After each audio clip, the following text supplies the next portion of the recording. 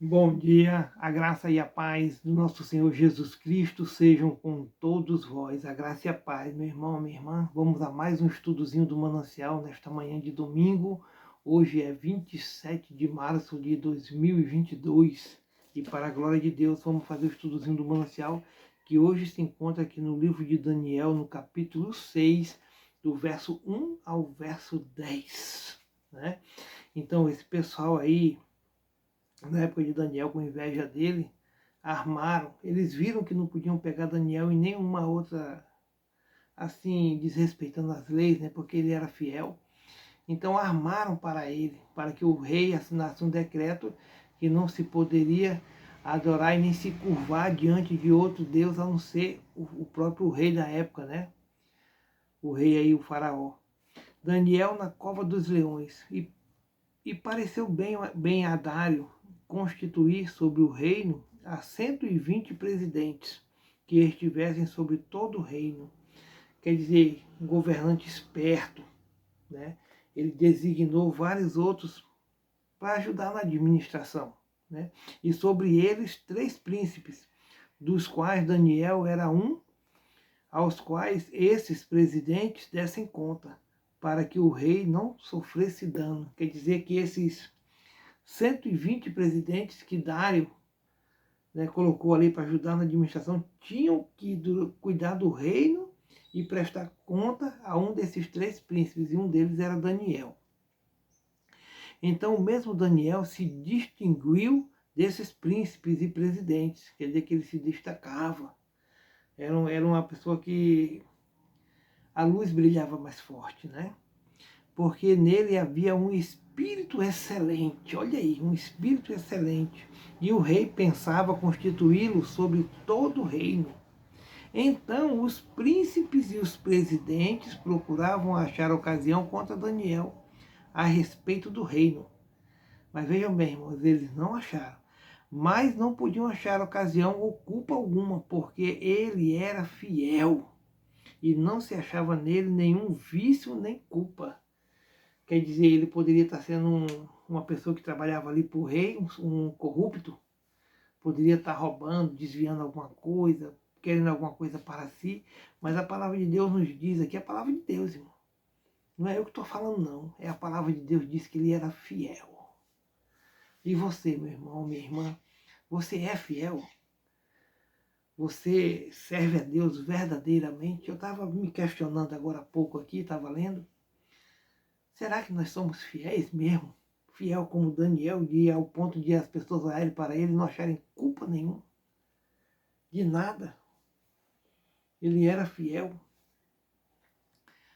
Então, os príncipes e os presidentes procuravam achar ocasião contra Daniel a respeito do reino, mas não podiam achar ocasião ou culpa alguma, porque ele era fiel, Daniel era fiel, e não se achava nele nenhum vício nem culpa.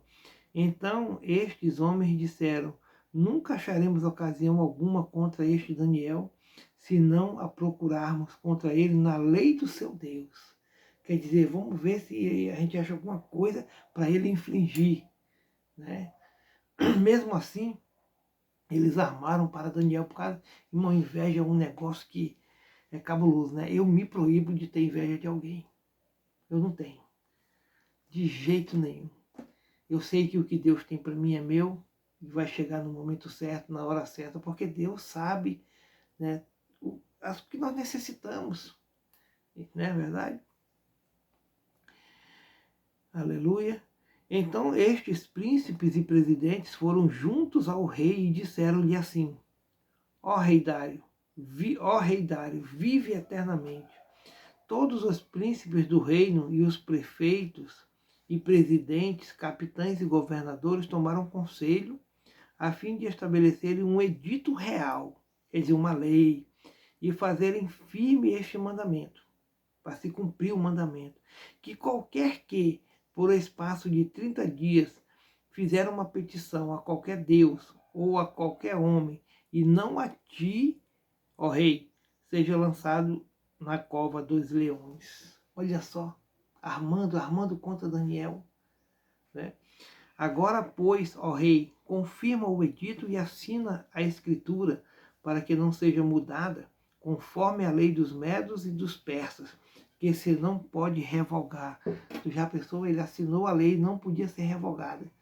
E aí esse pessoal aí ficou vigiando para pegar o Daniel, porque Daniel orava 3 vezes ao dia, irmão.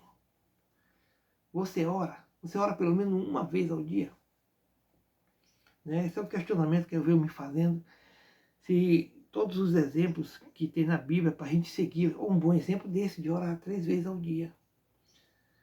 A gente tem, é uma coisa assim que eu guardo comigo, é servir a Deus verdadeiramente, em espírito e em verdade, como alguém que não tem do que se envergonhar, que pode andar, sair na frente da sua casa, arrodear a quadra. Eu conheço gente que às vezes fica devendo aqui, devendo ali, né? E às vezes ele precisa ir do lado de lá de onde ele deve, mas ele vai lá, faz um contorno pela cidade e volta para ir ali, porque está devendo. Né? E aí o crente, irmão, o crente ele tem que ser sal da terra e luz do mundo, porque nós somos diferentes, nós quando aceitamos Jesus, nós não mais pertencemos a esse mundo, nós somos apenas peregrinos e temos que dar o exemplo. Por esta causa o rei Dário assinou esta escritura e edito, quer dizer que a lei está funcionando. Daniel, pois, quando soube que a escritura estava assinada, entrou na sua casa. Ora, havia no seu quarto janelas abertas da banda de Jerusalém. E 3 vezes no dia se punha de joelhos e orava, e dava graças diante do seu Deus, como também antes costumava fazer. Quer dizer que ele não se deixou abater pela lei. Né? Na nossa doutrina batista diz que nenhuma lei do governo pode interferir numa lei, né, divina, na doutrina da igreja. A gente não tem que obedecer, irmão. Né? A gente tem que dar a Deus o que é de Deus e a César o que é de César. Ou dar a César o que é de César e a Deus o que é de Deus. Está entendendo? A gente não tem que se submeter a uma lei humana, sendo que ela vai ferir, né, a nossa intimidade, o nosso relacionamento com Deus. De modo algum. Tá? Que fique bem certo isso aí. E o estudozinho do Manancial nos diz assim, ó, a decisão de Daniel por santidade em meio a um contexto de escravidão e tentações marca o início do seu livro. Daniel decidiu obedecer a Deus e se tornou um instrumento que anunciou para o povo babilônico que o Senhor é soberano e único Deus. Mas como Daniel conseguia manter uma vida de santidade e devoção em meio a situações tão adversas? No capítulo 6 encontramos Daniel em mais um desses momentos. Observamos que foi a postura adotada por ele. Continuou a orar como costumava fazer. É importante perceber que o texto enfatiza que Daniel tinha um hábito, ou seja, independentemente das circunstâncias, dos seus compromissos e das ordens que recebia, ele parava tudo e orava 3 vezes ao dia. Daniel era constante, permanecia fazendo aquilo que acreditava que deveria fazer. Todo dia, naquele mesmo horário, naquele mesmo, né, orar e buscar e agradecer a Deus. Todo dia, irmão, todo dia nós devemos agradecer a Deus. Ele sabe do que nós precisamos e Ele há de suprir nossas necessidades em Cristo Jesus. Né? Não existe, irmão, salvação sem um derramamento de sangue. Cristo já derramou sangue, agora nós também temos um sacrifício. Permanecer firme é muito difícil, irmão.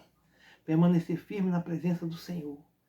Mas conforme vai passando os dias, a gente vai amadurecendo, a gente vai se fortalecendo. Como que a gente faz isso? Orando, buscando ao Senhor, jejuando. Se tranque no seu quarto e vá orar, irmão. Né? Ah, eu gosto de ir para o monte. Vá orar no monte, não tem problema não. Mas busque ao Senhor. Eu também gosto de ir para o monte. Por causa dessa constância, Daniel experimentou 3 níveis cada vez mais profundos de intimidade com Deus e experiências extraordinárias. Reinos passaram, mas Daniel permanecia. Ele ainda teve o privilégio de ter visões sobre o tempo futuro que só João, na ilha de Patmos, pôde experimentar. Você deseja viver uma vida extraordinária? É uma pergunta que o estudozinho do Manancial está fazendo. Seja constante em práticas que o levem para perto de Deus. Permaneça firme na presença do Altíssimo. Irmãos, vamos viver como verdadeiros cristãos. Amém? Oremos ao Senhor. Louvado seja o teu nome, Jesus. Exaltado seja o teu santo, santo, santo nome, Senhor. Muito obrigado, Pai. Sou grato por tudo, sou grato por mais um dia que nós estamos aqui na tua presença. Obrigado pelo estudozinho do Manancial, pelas pessoas que fazem esse estudo. Obrigado pelos tradutores que traduziram a Bíblia ao longo da história e pelos que escreveram também. Muito obrigado, Jesus, por tamanho sacrifício que o Senhor fizeste por nós na cruz. Pai, que essa palavra, né, esse vídeo, as pessoas assistam ele e que não volte vazio essa palavra, meu Pai. E que ela, né, tenha os seus efeitos em pessoas que ainda não te conheçam.